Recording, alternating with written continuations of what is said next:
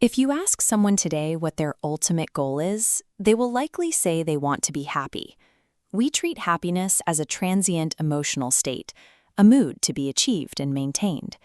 The ancient Greeks approached ethical theory with a completely different objective.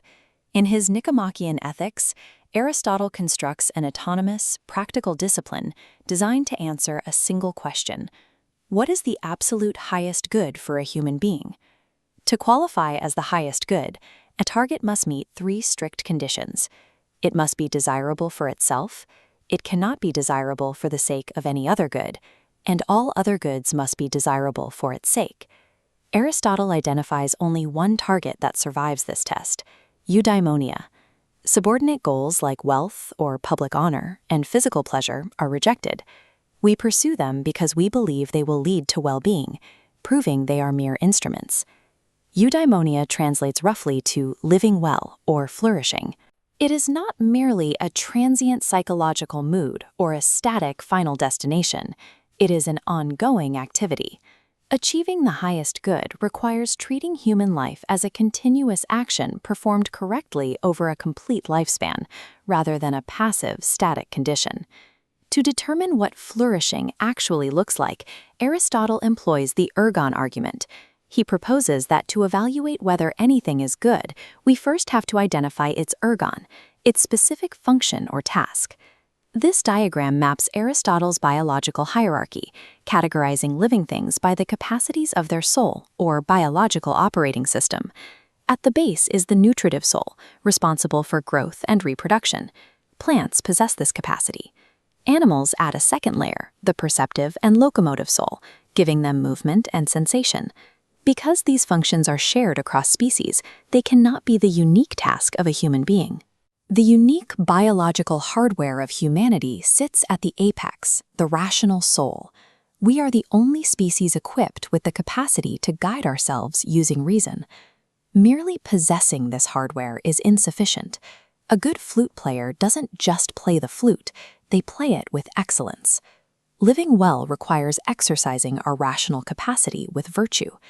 Eudaimonia is functionally defined as the lifelong, active operation of the rational soul performing at peak excellence.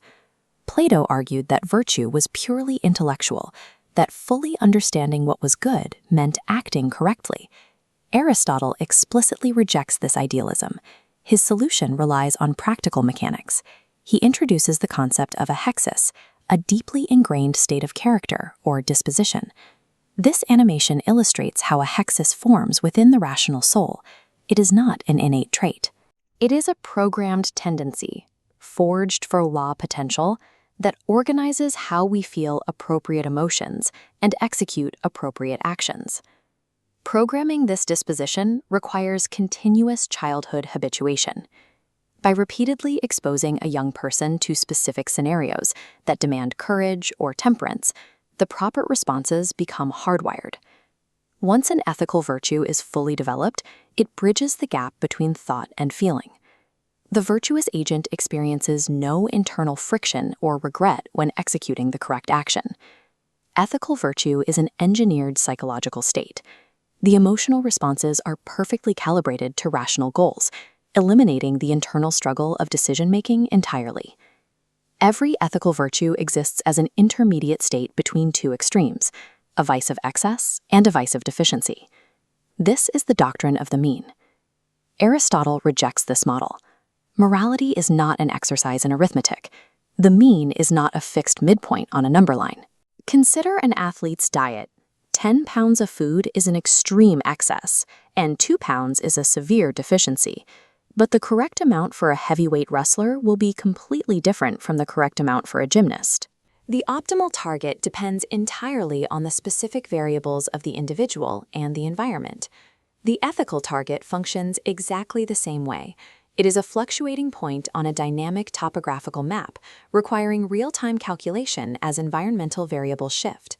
To hit this moving target, the agent requires phronesis, practical wisdom.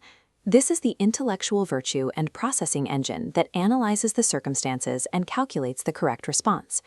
Because the variables of human interaction are infinite, ethical theory can never provide a universal decision procedure or a static rulebook. Morality requires a highly developed real-time navigational intellect, constantly calculating how to hit a moving target across a lifetime of unique situations. If an agent possesses practical wisdom, how is it possible for them to consciously act against their own reasoned choices? We regularly observe people doing things they know are wrong. Aristotle maps this systemic failure, known as acrasia. This logic circuit represents the practical syllogism. Reason moves from a general principle to a situational premise and terminates in a logical action. The first mode of system failure is impetuosity. Here, an emotional payload, a pathos, aggressively short-circuits the system.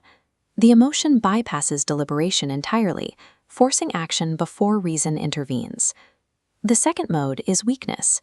The agent deliberates properly, but the emotional payload wraps around the minor premise. It severely dims cognitive acuity at the exact moment of action, corrupting the final signal. This mechanism proves Socrates was partially right when he claimed no one knowingly does wrong.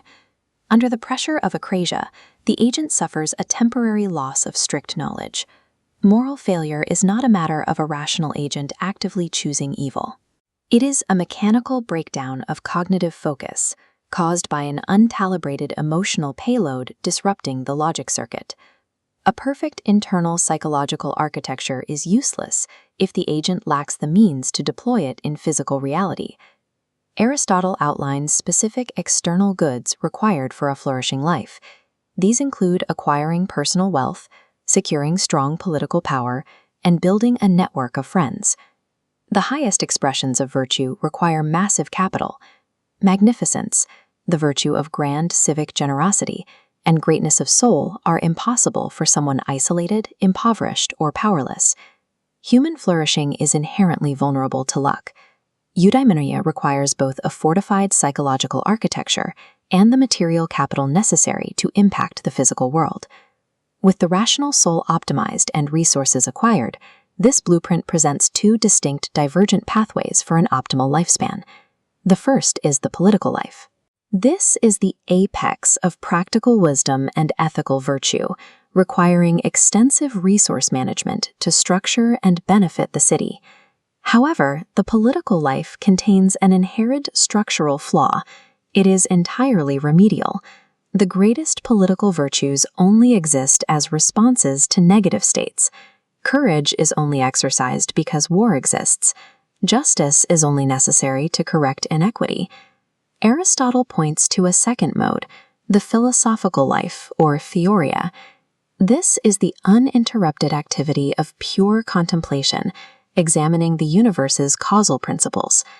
Theoria is supreme. It requires vastly fewer external resources. It remedies no deficit, and it perfectly mimics the pure, continuous cognitive pleasure of a divine being. Pure contemplation remains the absolute zenith of human perfection. Yet, humanity's survival depends on those who possess the resources and the practical wisdom to accept the second-best, remedial life of politics, protecting the community that makes philosophy possible.